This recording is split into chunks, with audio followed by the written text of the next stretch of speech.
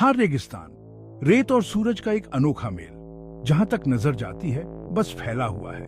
इस रेगिस्तान के बहुत से राज हैं। यहाँ की कहानियां खोए हुए शहरों और बदला लेने वाली आत्माओं के बारे में बताती है। ऐसा ही एक रहस्य रेगिस्तान के बीच में छिपा है।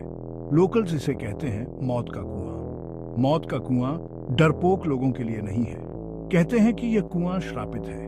जो इसके पास जाता है उसका हश्र बुरा होता है। रेगिस्तान की हवा में अजीब फुसफुसाहट होती है। ये फुसफुसाहट अजीब रोशनी, डरावनी आवाजें और एक ऐसी मौजूदगी के बारे में बताती है जो रूह को कंपा देती है। बहुत साल पहले कृपाल सिंह नाम के एक ट्रैवलर ने बताया था कि उसका सामना मौत के कुएं से हुआ था। उसने रेत और धूल के एक भंवर के बारे में बताया। यह कुएं से उठता था, मुड़ता और टेढ़ा होता, जैसे कोई जिंदा चीज हो। सिंह ने कसम खाई थी कि उसने आवाजें सुनी थीं जो उसका नाम पुकार रही थीं, उसे किनारे के करीब बुला रही थीं। वह किसी तरह कुएं के खिंचाव से बच गया। बहुत लोगों ने उसकी कहानी को मैडनेस कहा, लेकिन कृपाल सिंह जानता था कि उसने क्या देखा था। उसके अनुभव के निशान उसके पास थे। उसने दूसरों को दूर रहने की चेतावनी दी।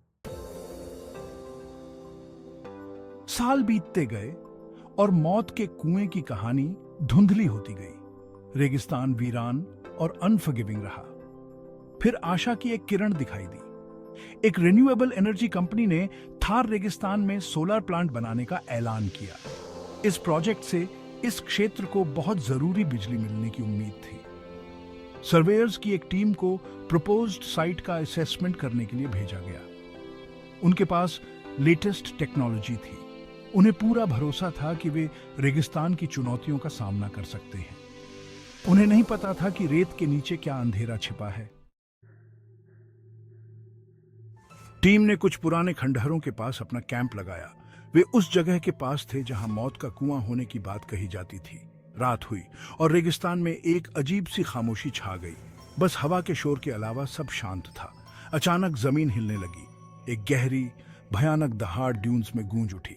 धरती फट गई और सर्वेयर के एक ट्रक को पूरा का पूरा निगल गई। बाकी टीम मेंबर्स डर के मारे देखते रह गए। वे डर के मारे जड़ हो गए थे। वे गलती से मौत के कुएं तक पहुंच गए थे। इस घटना की खबर जंगल की आग की तरह फैल गई। कंपनी के ऑफिसर्स को यकीन नहीं हुआ। उन्होंने सर्वेयर्स की बातों को हेलुसिनेशंस कहकर टाल दिया। उन्होंने कहानियों और श्रापों पर विश्वास करने से इनकार कर दिया। हालांकि सबूत इररिफ्यूटेबल थे। ट्रक गायब था। रेगिस्तान की रेत में उसका कोई निशान नहीं था। हवा में मौत के कुएं की फुसफुसाहट फैल गई। यह कहानी उन लोगों तक पहुंची जो कहानियां जानते थे। यह उन लोगों तक पहुंची जिन्होंने कृपाल सिंह की कहानी सुनी थी।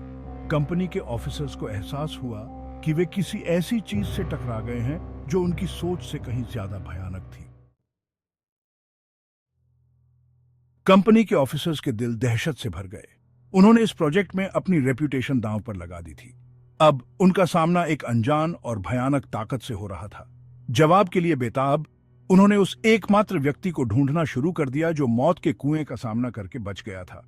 उन्हें कृपाल सिंह की जरूरत थी। सिंह एक रिक्लूस था जो रेगिस्तान के किनारे एकांत जीवन जी रहा था। उसने मौत के कुएं की भयावहता देखी थी। वह बस यही चाहता था कि उसे यह सब भूल जाए। लेकिन ऑफिसर्स की गुहार में कुछ ऐसा था जिसने उसे सोचने पर मजबूर कर दिया। यह मदद के लिए एक बेताब पुकार थी। झिझकते हुए वह मिलने के लिए मान गया। Section 7 the weight of the unknown. Company के ऑफिसर्स, रिसर्चर्स और टेक्नीशियंस का एक छोटा सा ग्रुप लेकर कृपाल सिंह के घर के लिए निकल पड़े। उनकी बेबसी हवा में भारीपन लिए हुए थी। वे अनजान रास्तों पर चल रहे थे। वे एक बूढ़े आदमी की बातों और कहानियों की फुसफुसाहट पर भरोसा कर रहे थे। कृपाल सिंह ने एक भावहीन चेहरे के साथ उनका स्वागत किया। उसकी आंखों में ज्ञान की गहराई, उदासी का एक संकेत और एक सर्वाइवर का डर दिखाई दे रहा था। जब उन्होंने सर्वेयर्स के अनुभव के बारे में बताया तो उसने ध्यान से सुना। उसके तजुर्बेकार चेहरे पर कोई भाव नहीं थे। Section 8 facing the whispers. जब ऑफिसर्स ने अपनी कहानी खत्म की तो कमरे में एक भारी सन्नाटा छा गया। बस दीवारों की दरारों से हवा की सीटी बजने की आवाज आ रही थी। कृपाल सिंह आखिरकार बोले। उनकी आवाज धीमी और भारी थी, उनके अनुभव के बोझ से दबी हुई। तुमने किसी प्राचीन और बुरी चीज को जगा दिया है, उन्होंने कहा। उनकी निगाहें उनमें से हर एक को भेदती हुई। मौत का कुआं सिर्फ एक जगह नहीं है, उन्होंने कहा। यह एक मौजूदगी है, एक बुरी ताकत है जो डर और निराशा से पोषित होती है। उनकी बातों से उनकी रीढ़ की हड्डी में कंपकपी दौड़ गई। उन्होंने उस खतरे की असली प्रकृति को कम आंका था जिसका वे सामना कर रहे थे। Section 9, journey into fear. अपनी आशंका के बावजूद कृपाल सिंह उन्हें घटनास्थल पर वापस ले जाने के लिए तैयार हो गए। वह जानता था कि वे जितना इंतजार करेंगे, यह ताकत उतनी ही मजबूत होती जाएगी। वह जानता था कि उन्हें इस अंधेरे का सामना करना होगा इससे पहले कि यह उन सबको निगल जाए। जैसे ही वे रेगिस्तान में आगे बढ़े, ऊर्जा बदल गई। हवा भारी हो गई, एक अनदेखी शक्ति से भर गई। सूरज निर्दयता से चमक रहा था। भीषण गर्मी उनके डर को और बढ़ा रही थी। वे मौत के कुएं के क्षेत्र में प्रवेश कर रहे थे। Section 10, at the edge of the abyss. उनके वाहन आखिरकार एक गहरे खाई के किनारे पर रुक गए। जमीन ऊबड़ खाबड़ थी।